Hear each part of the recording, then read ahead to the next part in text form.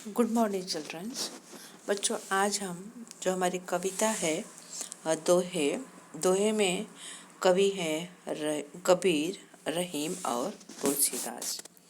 तो शब्दार्थ भावार्थ के द्वारा हम काव्य की चर्चा कर चुके हैं।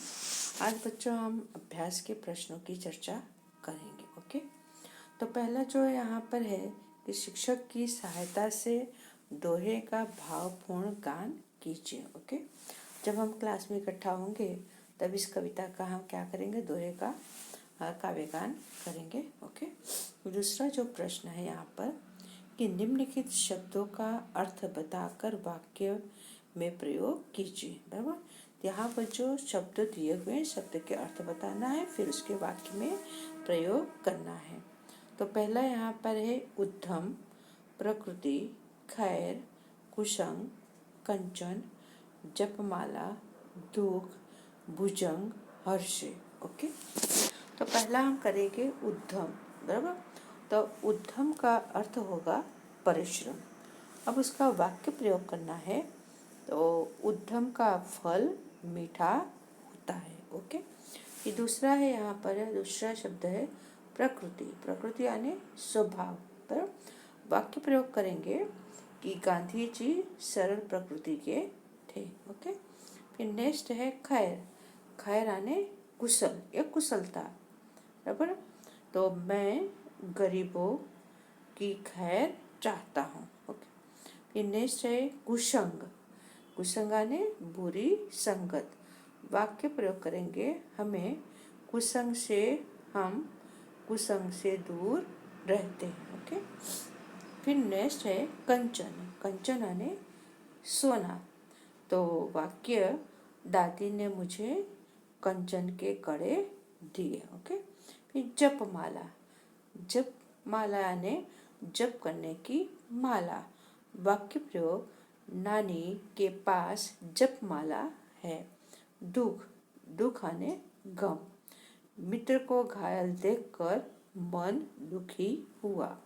भुजंग। भुजंग यानी सांप। मैंने भुजंग को देखा। फिर नेक्स्ट है हर्षे। इसका अर्थ हुआ खुशी।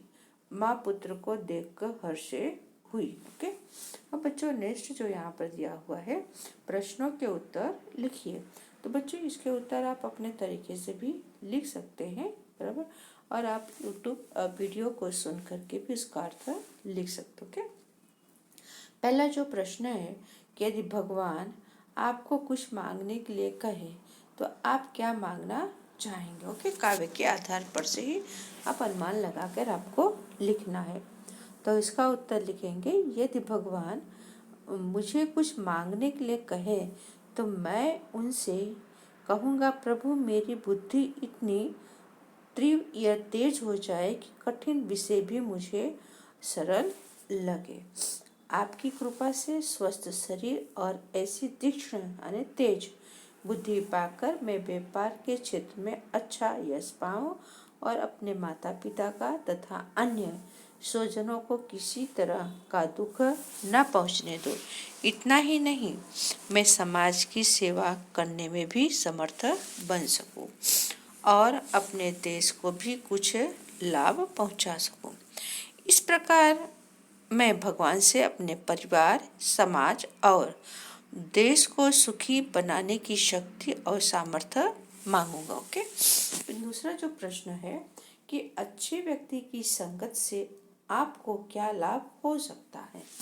तो बच्चों इसका उत्तर भी आप अपने तरीके से अपने अनुभव के आधार पर लिख सकते हैं और या तो यूट्यूब और PDF के आधार पर भी आप लिख सकेंगे। अच्छे व्यक्ति की संगत से मैं अपनी बुरी आदतें छोड़ सकूंगा। मेरा चरित्र अच्छा बनेगा।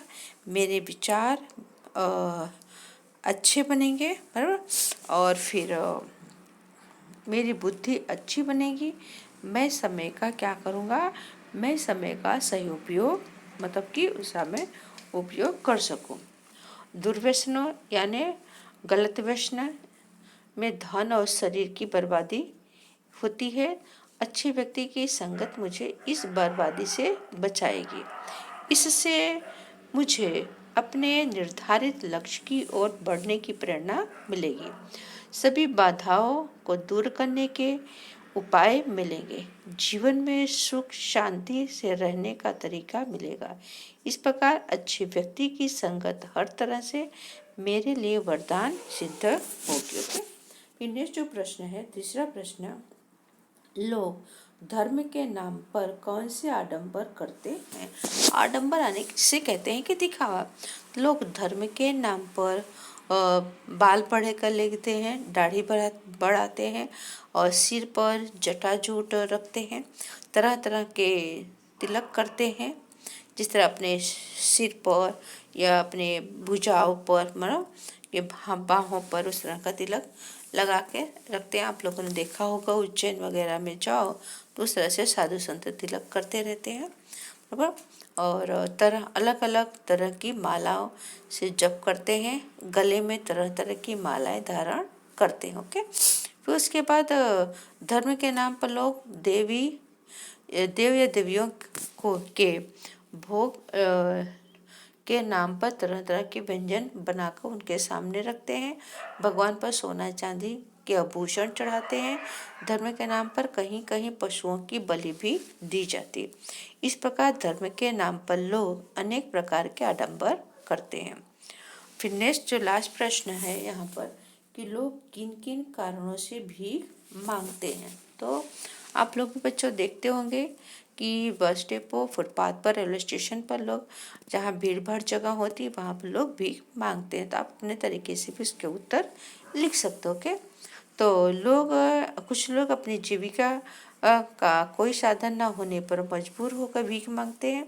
कुछ लोग भूकंप, बाढ़ आदि प्रकृति प्रकोपों में सब कुछ नष्ट हो जाने पर भीख मांगने लगते हैं।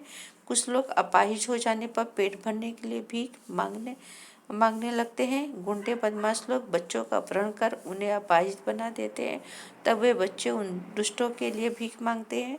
कुछ कमजोर और बेशर्म लोग मेहनत करने से बचने के लिए भीख को भी अपना व्यवसाय बना लेते हैं। बच्चों, आज हम इतना ही अभ्यास के प्रश्नों की चर्चा करेंगे, और आने वाले समय में आगे हम स्वाध्याय के प्रश्नों की चर्चा करेंगे। आप PDF में से भी लिख सकते हैं और YouTube को भी सुन करके उसमें से भी लिख सकते हैं। ओके, और धन्यवाद बच्चों।